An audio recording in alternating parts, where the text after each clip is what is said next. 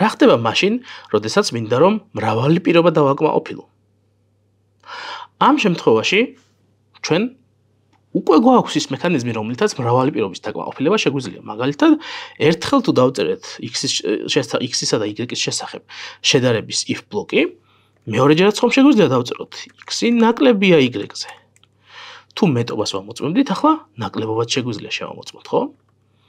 და ამ შემთხვევაში ჩვენი პროგრამა კი არ იმუშავებს ისე როგორც აქამდე მუშაობდა, ანუ რეალურად კი არ გამოტოვებს იმ სიტუაციას, როდესაც x-ი ნაკლებია y-ზე, არამედ ამ დროსაც გვიპასუხებს x is less than y.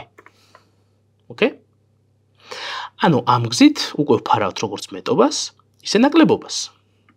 მოდით გავასუფთავოთ ჩვენი ტერმინალი და გავუშვათ თავიდან. ამ შემთხვევაში, თუ მიუთითებთ, რომ რეალურად x-ი არის 5 და y-ი არის 10, ანუ x-ი ნაკლებია, მაშინ რა მოხდება? დაგვიწერს, რომ x-ი ნაკლებია y-ზეო. სწორია, ხო? ანუ რეალურად რა მოხდა? მოვიდა აქამდე, შეამოწმა x-ი მეტია y-ზე? არაო, თქვა, ამიტომ აი ეს პრინტი არ შეასრულა. მაგრამ გააგრძელა ისევ კოდის შესრულება და ახლა მოვიდა აქამდე და შეამოწმა x-ი ნაკლებია y-ზეო?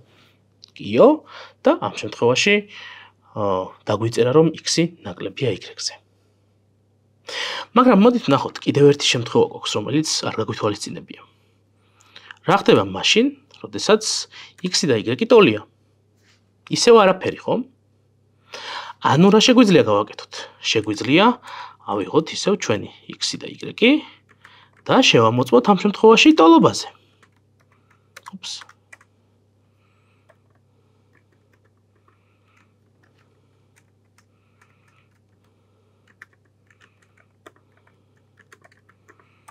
Okay?